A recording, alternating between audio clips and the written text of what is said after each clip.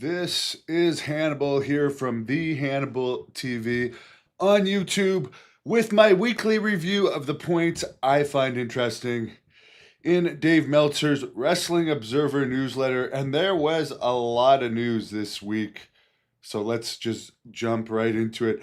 Apparently, although WWE has signed a bunch of AAA contracted wrestlers, such as Vikingo, to like AAA contracts, supposedly Alberto Del Rio too, who is supposed to have a rematch against Vikingo for the AAA title coming up soon in a steel cage match. But the fans have taken a liking to this Mr. Iguana character, which is a guy that comes to the ring like an iguana and wrestles with a stuffed iguana. So of course they see it appealing to kids. Apparently he got the biggest reaction of When Worlds Collide. I can see the appeal of it. As a bit of an old school fan, I don't think you should be allowed to have a stuffed animal in the ring, because that is still considered a foreign object. You can choke people with it, you can stuff it down people's throats, but now, like, there's no resemblance to sports anyways, and it's pure fantasy. So I guess I can't be too picky of it. Some people are comparing him to Orange Cassidy. I think it's better than Orange Cassidy. I really didn't like Orange Cassidy, and I think the whole fad of Orange Cassidy is pretty much worn off right now. I haven't even heard of. I could be wrong, and maybe it's just because AEW is dead right now, that we don't hear about him anymore. But I haven't heard of him wrestling for a while. But we will go over the current list of AEW missing wrestlers later in this. Mike Piper is doing fine. I posted a video of her earlier this week. So it remains to be seen if this Mr. Iguana is going to be a fad or if he's going to be the next superstar. Apparently, they're signing him right to the main roster. He is not going to be in NXT. Like, he did an interview where he said he is going to be in the main roster right away. Chuck, the territories will never come back because it just won't. They never will. Yeah, you just have to accept it. Maybe at one point in time, an old school league will open, but I can never see the territories coming back. The funny thing about Mr. Iguana is, I agree with you, Chuck. I fully agree with you there. Uh, I guess he did an old interview where he said he's 30. Here's the other thing about Mr. Iguana. What I will say about him is he's 37. He's been wrestling for 16 years. He's got a contract. He's paid dues. So from the point this guy paid dues, which not many wrestlers pay dues anymore, particularly in WWE. Most of them are recruited out of college and paid to train, or if they have a good look, they're picked up very early, paid to train. They haven't paid their dues. So I like to see people that have paid dues get opportunities. But apparently he did an interview in the past where there you go. Let's listen to Mike's prediction on that. He'll be the next Giant Gonzalez, superstar like Giant Gonzalez, Mike's favorite wrestler. But apparently he did an interview where he said he came up with the gimmick when he was 20 on an LSD trip. So apparently he's got some heat for fans bringing that back. So yeah, I mean, as I said, I think that it will be a hot gimmick for a while. There's only so far you can go with it, but I do think he deserves a shot. Undertaker, who is only 60, it seems like he's a lot older, but I guess he's just been around a long time. He noted this week that he had very serious heart issues just before at WrestleMania that he never talked about. He only brought them up because I guess The Rock had a health scare, but it didn't end up being as serious as they thought. They're just going to keep an eye on it with The Rock's heart. So I guess The Undertaker wanted to outdo him and told them a story about having to have heart surgery after a serious heart event that he wasn't too specific about just before WrestleMania in April. The other thing about The Undertaker, and some people gave me heat for saying this, I said it in one of my YouTube short news updates that are getting a lot of views overall, so I'm going to keep doing them, and they give me something to do when I'm at the gym, when I'm doing my warm-up or cool-down. Michelle McCool will be joining his podcast. I'm sure he's acted real excited about that, but could you imagine... Troy, I mean, I get it. I mean, I watched it. I admire his effort he's putting into the character, but it's a gimmick. And here's the thing I really didn't like about it: when the iguana is thrown to the heels have to pretend like it's a real iguana and act like they're all disgusted by it. It's like, can they not see it's just a stuffed iguana? So there's a lot of suspension. There's suspension of disbelief in it. But at least he's working the character. He's not doing interviews, to my knowledge, or showing interviews right after where he's out of character. So at least we can kind of buy into the character, which Orange Cassidy did for a while too. But as I said, I think Orange Cassidy, I never liked it. I hated it with the fake looking kicks that were purposely fake looking. That was all stupid. And I think in the long run, once that gets stale, that turned off a lot of people from AEW. Yeah, Chris, I agree with you. Michelle McCool definitely got in there. Yeah, I'll try not to digress too much, but yeah, Michelle McCool got into the Hall of Fame because it's The Undertaker's girlfriend. She probably only had the push because she's The Undertaker's girlfriend. And he might act like he's happy. Okay, Mike D is Mr. Iguana's new #1 fan. Thank you for that tip, Mike. But yeah, I can't imagine The Undertaker like, oh, great. Now when I talk to my friends, I have to have my wife sitting beside me to like give me little kicks under the chair if I start talking about interesting stuff. To me, that's not going to be a benefit. I wonder if it's WWE that actually put his podcast together or if that's a side project. Because I read that Undertaker actually gets $2.5 million a year to stay with WWE. Because if you remember, at one point he was going to do a StarCast autograph signing around an AEW event. WWE quickly signed him to like a 20-year multi-million-dollar deal. Yeah, I mean, a lot of women wrestlers have, but honestly, I don't think anyone likes seeing the Undertaker whip. He honestly looks whipped in most of his footage with McCool. And yeah, she's younger than him, extremely hot, way hotter than that Sarah woman he used to be with was. So maybe she's just banging the hell out of him, and he's extremely attracted to her, so he puts up with it. A lot of us have been there. I've outgrown that. Because I've found that sometimes these hot girls, they really just aren't worth these super hot model type girls. Believe it or not, I have dated them. And they're really high maintenance.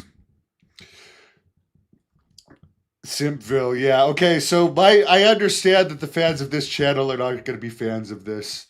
Kimberly Paige, yeah, Kimberly Paige is hot. And by the way, I interviewed her last year. She's still hot. And honestly, Kimberly Paige should have been in the Hall of Fame before Michelle McCool, because she's better. Nobody would even remember Michelle McCool if it wasn't for her relationship with The Undertaker. Who I'm sure is going to hate me if he sees this. Or maybe he'll like it that at least somebody's calling out the situation. Who knows? But yeah, someone did mention in my first report of this, did you ever wrestle The Undertaker? I did wrestle him for half an hour once in January 2005 before SmackDown in Montreal. He wanted to work on hip toss and arm drag spots, believe it or not. And I got to work with him, because I was the first one at the ring that day, and it was amazing. This is in the stupid wrestling news, and I didn't even hear about this. Paul Roma, who is a very dislikable character, extremely dislikable character. He's not a good person in real life, in my experience with him. He's high strung. He thinks way more of himself than he is, and I honestly, Coco Beware beat him up, for Christ's sake. How tough could he be? He's 66 and he's challenging Hulk Hogan, 72-year-old Hulk Hogan, who walks with a freaking cane to an MMA match, and Meltzer says that's a terrible idea and has no chance of happening because he could make a lot more money doing a worked match with a much more famous person. And you will remember that that Paul Roma actually made a challenge to Ric Flair a few years ago that went nowhere. He's just chasing clout. Jack Kilby, I don't know how. I never really knew the deal he had with Paul Roma and Mario Mancini when he used them a few years ago in Great North Wrestling. From what he told me, they changed the deal on him. All I can tell you is that I've never worked with a wrestler before that demanded to have an autograph session set up in the lobby before the doors open to make sure they can have the first crack of autographs before any wrestler. Then he apparently worked Jack Kilby for more money he'd agreed to.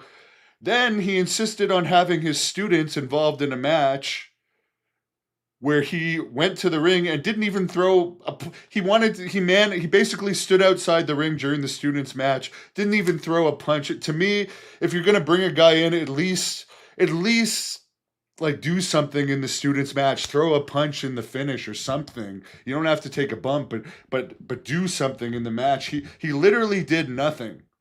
He has one of the worst attitudes of any wrestler I've ever come across. And believe it or not, I was a promoter for 20 years.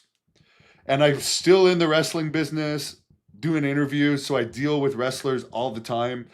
I know who's easy to work with and who isn't.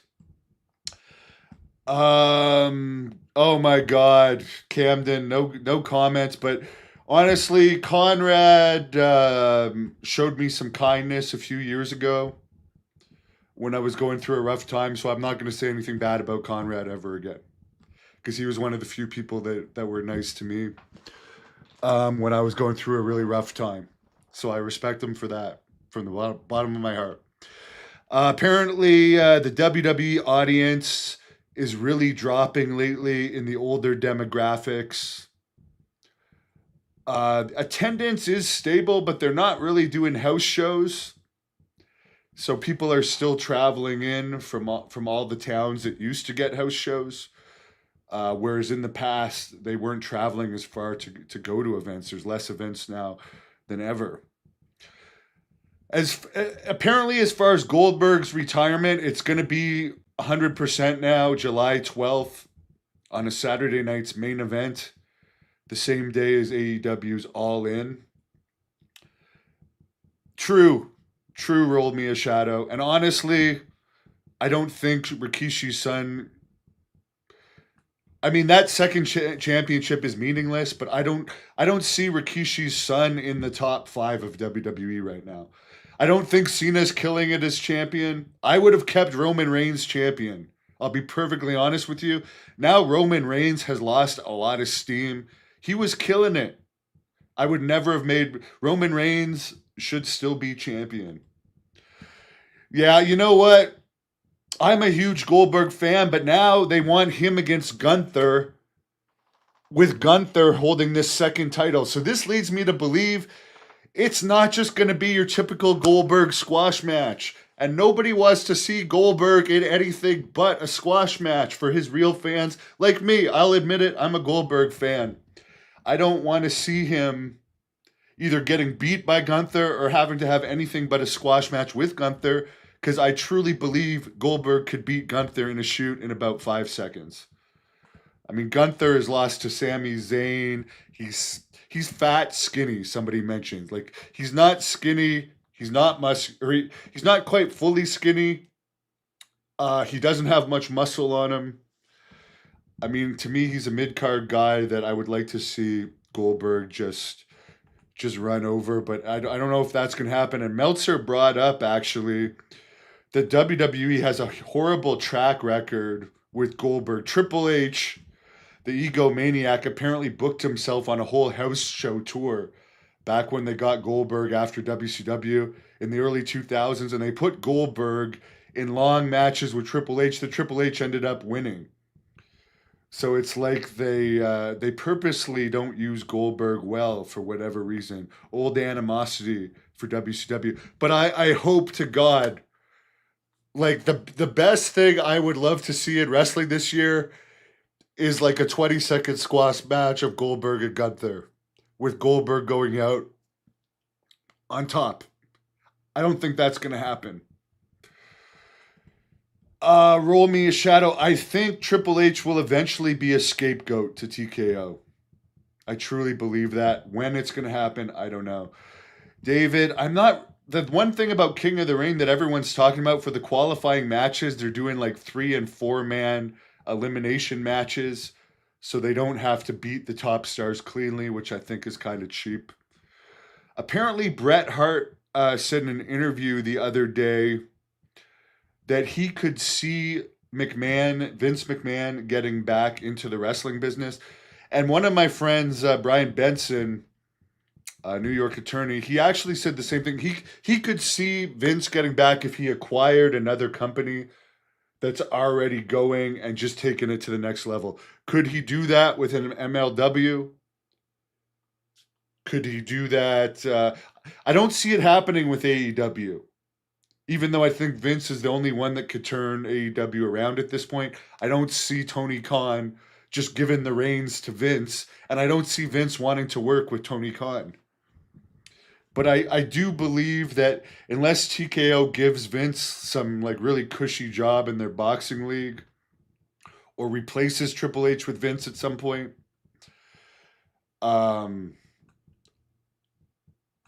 who knows if he'll start something from scratch or not. But Bret Hart himself says he could see Vince taking over another company. As far as this whole Ron Killings return, which I think is already losing steam. To me, it's already losing steam less than a week after his return. Apparently, part of the conditions of him coming back, apparently it was Triple H that made the call to fire him. Part of the conditions of his contract that he made with Nick Khan coming back, WWE president, the legit one, is he wanted to come back as a heel under his own name. Is this going to work out? Time is only going to tell. Apparently, Money in the Bank, where Ron Killings returned, apparently it went 3.5 hours and only had 5 matches, with one of the matches being very short. So a lot of really long matches with a lot of fluff in between. Travis, I don't think Vince will get TNA. I think WWE's deal with TNA would probably prevent Vince from buying TNA. And that same New York lawyer friend of mine told me he believes one of the reasons WWE made that deal with TNA was so Vince couldn't buy it. Because it seems like they have at least some equity in TNA and are helping fund it. It's certainly a development brand. GCW, I don't know if that would be worth Vince getting. I don't know.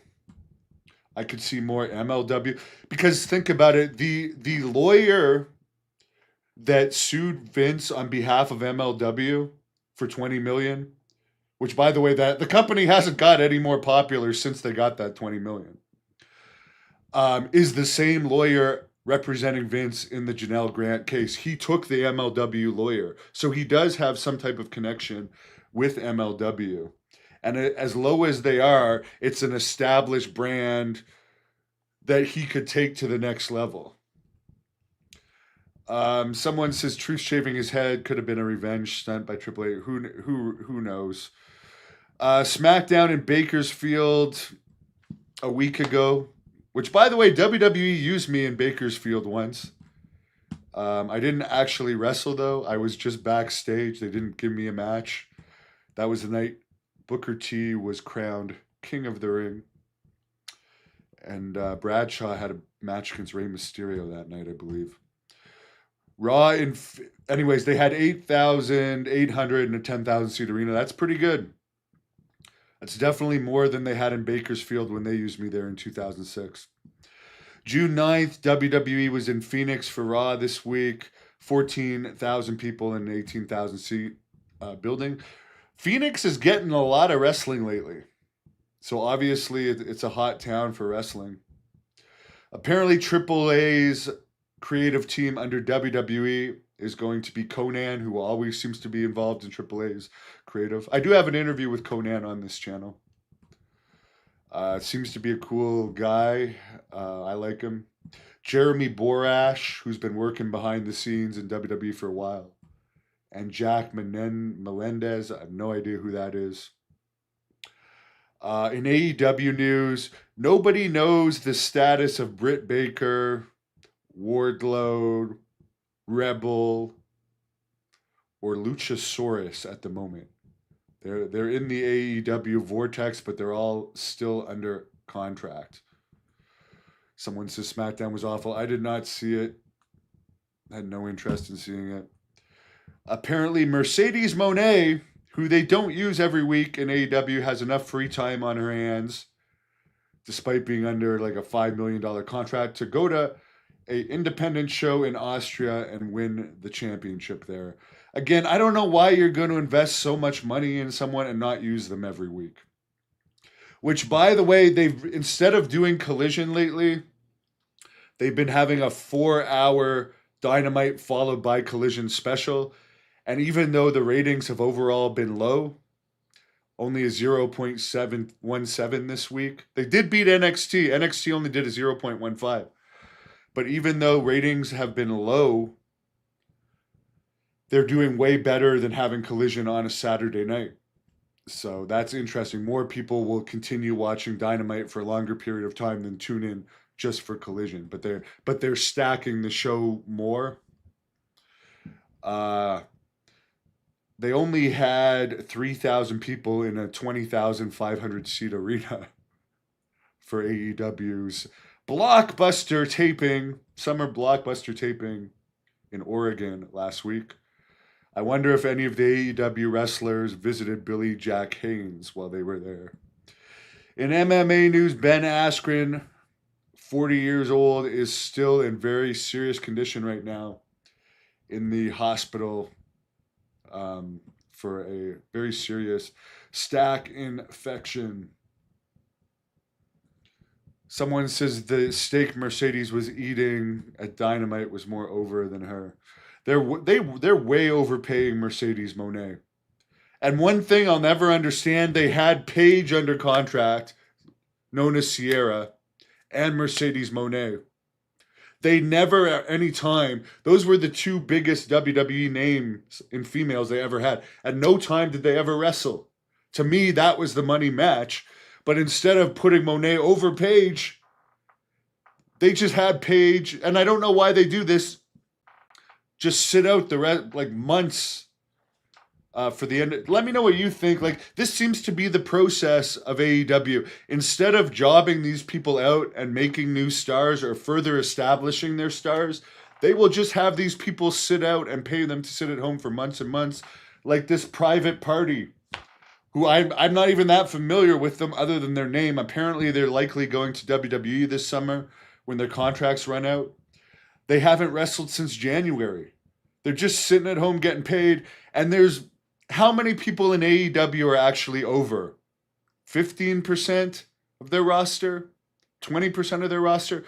Why don't they use these guys that are leaving, that are more over than the majority of the AEW roster, to put over the people that are less known before they leave? To me, that makes no sense at all. Chris, yes, Paul Roma is Paul Roma's biggest fan. David, I could beat Gunther in a shoot in a matter of seconds. I have a very good double leg takedown and again, I trained in MMA. I have a very good grappling tournament track record and a good amateur wrestling track record. With legs as skinny as Gunther, he would be double legged and grounded, pounded out. No doubt. Will I be returning? Actually, roll me a shadow. let me just say this. AEW has wasted way more money than WCW ever did. Everyone always used to talk about Lanny Poffo. He made $150,000 a year for 3 years. And everyone talked about this like it was travesty. He only wrestled twice in dark matches. For whatever reason, I don't know why they didn't use him, because he was a lot more known than a lot of the people they would regularly use on Saturday night. And as much as I feuded with him, I never doubted his talent is he was very good at selling. I would have used him to get people over. But yes, but WCW had him under a 3-year contract, but it was only $150,000 a year.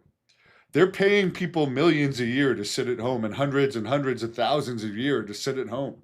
I mean, how often do they even use Edge with all they're paying him? Chris Jericho, they haven't used him for months.